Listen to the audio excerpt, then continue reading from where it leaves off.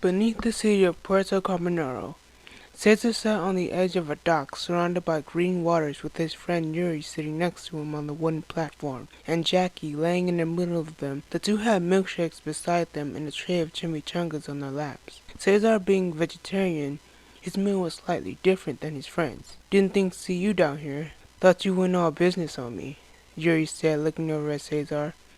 The young man smiled with a shake of his head.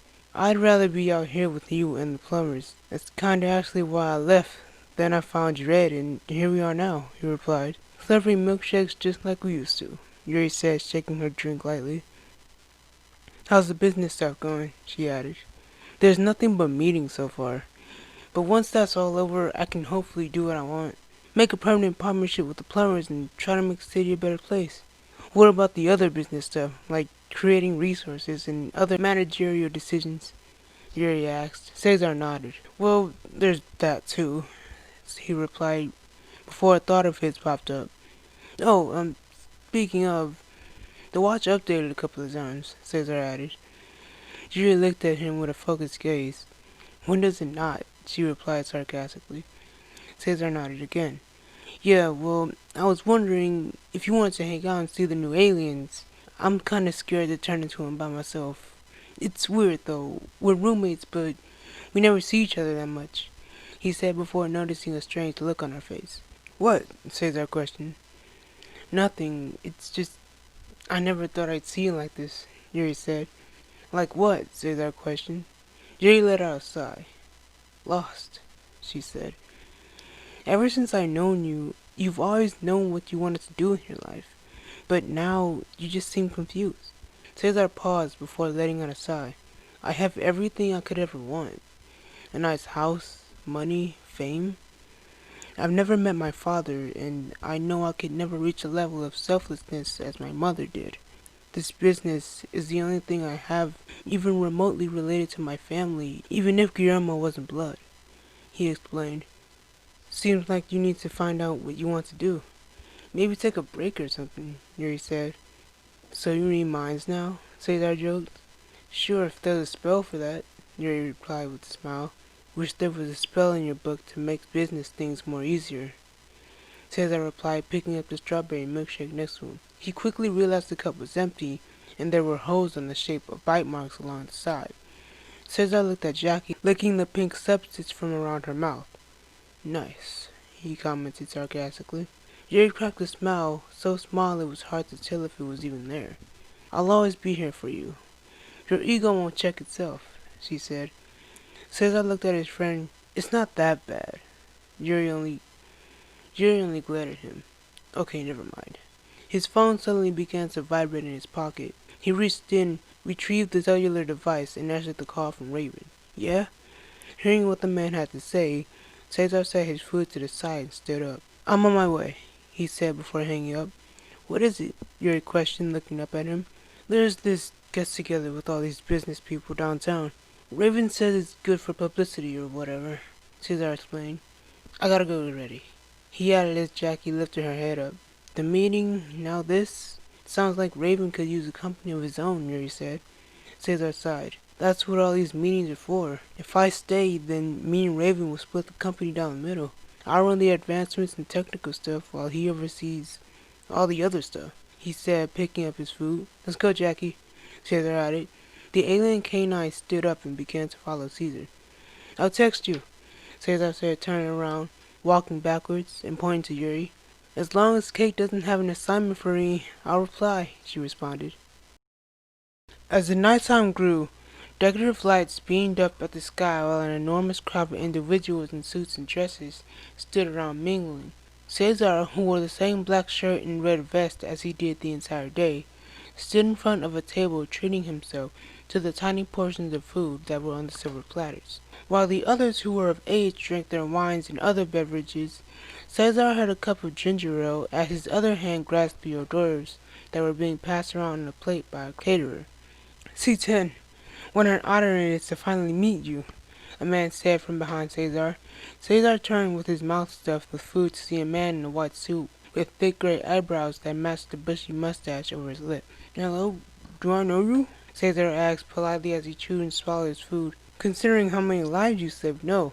You stopped the plane I was in from crashing about a year ago. I just wanted to say thank you. So, thank you, the man said.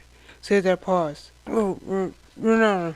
He replied, his mouth full of food, before awkwardly and slowly turning back around toward the table in front of him. The boy wasn't trying to be rude, but he never truly knew what to say whenever someone thanked him for saving their lives. What can you say? The man nodded with a smile before walking away from the encounter as Raven, wearing a dark suit, stepped towards Cesar. You liking the food, huh? He asked.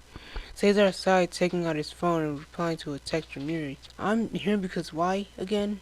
Everybody's older than me, I can't drink, and the only people I talk to either thank me for saving their life or want to know what projects I'm working on, he said, placing his phone back in his pocket. Raven nodded with a sigh. These people are all about building, giving and taking. As a young businessman, you have to... Cesar heard what his mentor was saying, but he wasn't exactly listening, as someone had caught his attention. A woman who looked about his age, wearing a sparkling teal dress that matched her green eyes. Her dark hair flowed down to her back as the moonlight shined just right over her face. Who's that? Cesar asked, pointing over to the girl. Raven lowered the young man's hand, considering the gesture rude. Lila Lorraine, 23-year-old entrepreneur. She started her business in America and then, I believe, England, before returning to her roots here, Raven explained. Impressive, if you ask me. 23, he said? Cesar replied as if he hadn't heard a word after entrepreneur. Raven looked down at Cesar, his eyes narrowed. What are you getting at? He questioned suspiciously. I'm gonna see if we can make a spreadsheet together, he said with a smile. He chugged the remaining contents of his carbonated drink, then handed the cup to Raven before handing over to the young woman. This had better be club soda, Cesar heard Raven announce from behind him, holding the cup. Cesar cleared his throat as he approached the woman from behind, letting her know of his presence. Lila Lorraine? The young woman turned around with the drink in her right hand, her hair nearly flowing like an ocean behind her, and Cesar couldn't help but notice the shiny red lipstick that covered her mouth. He began to introduce himself. Before he could say who he was, Lila already had done it for him. C10, right? She questioned, slightly pointing to him. Cesar nodded. Yeah, you're the guy who can turn into 10 or 23 monsters. More like 116. But hey, good guess, you were close. Cesar responded with a thumbs up. Part of him knew he was bragging, and he wanted to correct the woman so badly on her saying monsters instead of aliens, but he was so attracted to her, Cesar didn't mind the slightest mistakes. So what are you here for? Ladder asked. Oh, well, I'm sending money towards the New Villain Fund and shipping medical care tech to help the injured over there, Cesar answered proudly. That's right, I heard you worked with advanced tech. Are you familiar with polymorphic dodecahedron extensions? Ladder questioned curiously. Cesar stood there for a quick moment, letting the question sink in. Yes, of course, he replied. That's my favorite, yeah. The woman nodded with a smile, glaring at his brown eyes with her green ones. Favorite, huh? It's a shame whatever that is doesn't exist, she stated. Cesar had no words. What's next? You asked about my accent? She added. What are you saying? He asked.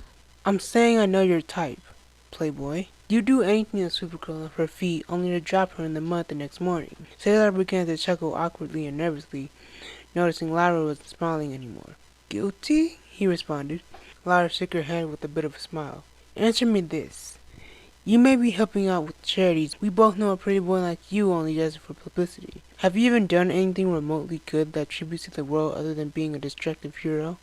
She questioned. Cesar crossed his arms. I use methanothian seeds to grow healthy plant life in the desert, drop crime almost 70%, and save the universe about 1,000,000 times over. And yet you still stay here, while the rest of the world's heroes deal with their problems alone, Lara replied. The world's problems aren't my problems. It doesn't matter how powerful I am. I can't be everywhere at once, Sarah replied. Of course you can't. I just wonder what happens when everything's taken away from you, Lara muttered. Excuse me? Cesar questioned, hearing the faint utters from Lara. Before their conversation could continue, a large buzzing noise washed over the gala, getting everyone's attention. The decorative light began to explode, turning into sparks as the attendants of the charitable get-together grew spooked and concerned. A cloud of small metallic fragments came swirling down from the sky, emitting an even larger buzzing noise. The pieces formed as a swarming cloud of fragments and metal chips that almost seemed to be pulsating while they floated around the gala. Cesar narrowed his eyes at the technology. Something about it was familiar to him, as if he'd seen it before. Of course he did. This was a nanotechnology created by his late stepfather, based on an alien form of Cesar's. It can't be, Cesar muttered to himself, observing the nanotechnology as it flew through the air like a swarm of bees around the party as the guests shielded themselves and ran away from the unknown objects. Cesar looked over, seeing Raven encouraging people to get away as fast as they could, then turned his focus towards Lyra, who launched herself at him, tackling Cesar just before the swarm of nanotech could touch him. The hero looked up at his savior with a smile as Lyra was still on top of him while the swarm buzzed around the air. Playboy, huh? You're practically throwing yourself at me, Cesar joked. Lyra rolled her eyes in disgust before Cesar looked past her jet black hair, seeing the swarm in a spiral formation begin to head towards them again. He grabbed onto Lyra, then rolled them both over, causing the swarm to miss, splash, and scatter onto the ground before reforming in the air. Cesar, who was now on top of Lyra, fought to get the cheeky smile off his face. The young woman pushed Cesar off of her, and as the man reached his hand out to help Lyra up, she pushed his hand out of the way, getting herself up. "You're welcome?" Cesar muttered. "Cesar!" Raven shouted from the other side of the plaza, being shielded by a table which was on his side. Cesar nodded as Lyra took a few steps back, still looking up at the nanotechnology. "I know," the boy said, activating his watch, turning the bezel. "It's hero time!" he announced, slapping down the watch with a red flash as his body began to alter.